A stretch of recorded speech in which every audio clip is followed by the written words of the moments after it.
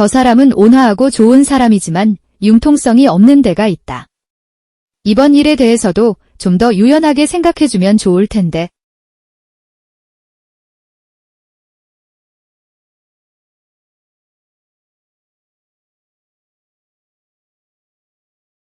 あの人は穏やかでいい人だが、融通の利かないところがある。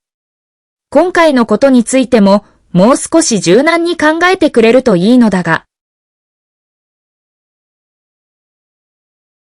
あの人は穏やかでいい人だが、融通の利かないところがある。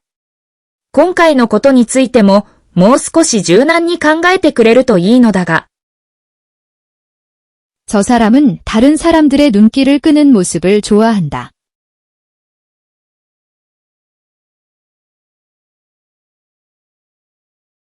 あの人は人目を引く格好をするのが好きだ。あの人は人目を引く格好をするのが好きだ。저 사람도 저렇게 제멋대로만 하면 주위로부터 고립되어 버릴 것이다.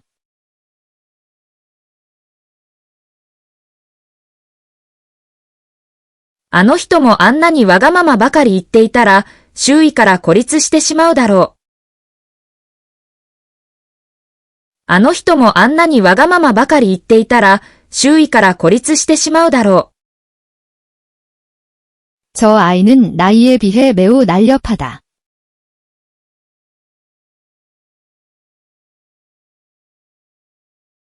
あの子は、年の割になかなか鋭い。あの子は、年の割になかなか鋭い。저 가게에서는 지금 화장품 무료 샘플을 배포하고 있다.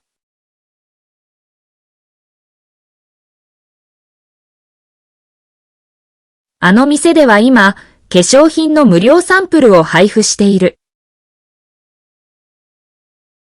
あの店では今、化粧品の無料サンプルを配布している。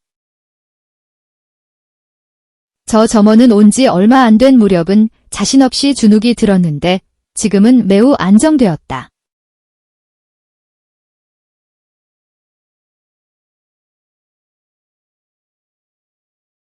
あの店員は、来たばかりの頃は自信なさそうにおどおどしていたが、今はすっかり落ち着いた。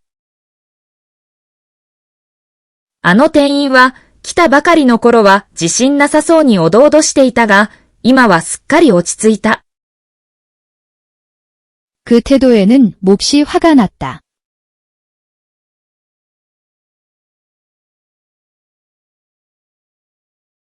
あの態度には猛烈に腹が立った。あの態度には猛烈に腹が立った。저 형제들은 언제나 서로 경쟁하고 있다.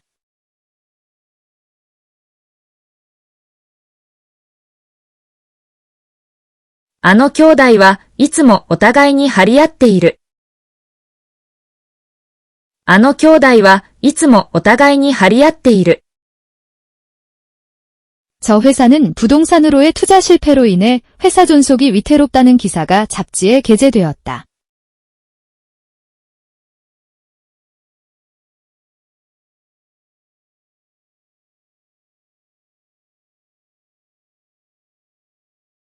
あの会社は不動産への投資の失敗により会社の存続が危ぶまれているという記事が雑誌に掲載された。あの会社は不動産への投資の失敗により会社の存続が危ぶまれているという記事が雑誌に掲載された。아르바이트의 조건은 회사와 협상에서 정하게 되어 있다.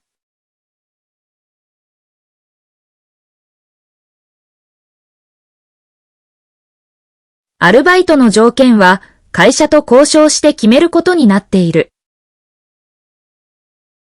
アルバイトの条件は会社と交渉して決めることになっている。어느 날 우리 집에 기쁜 소식이 도착하였다.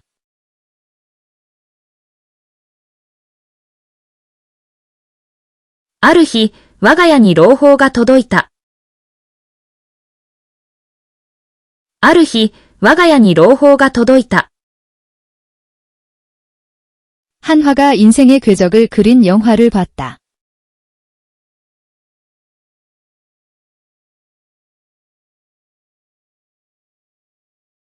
ある画家の人生の軌跡を描いた映画を見た。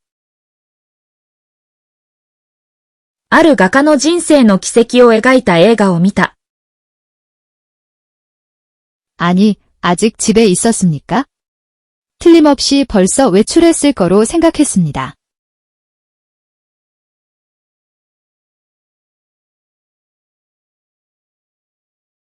あれ、まだ家にいたんですか？てっきりもう出かけたのだと思っていました。あれ、まだ家にいたんですか？てっきりもう出かけたのだと思っていました。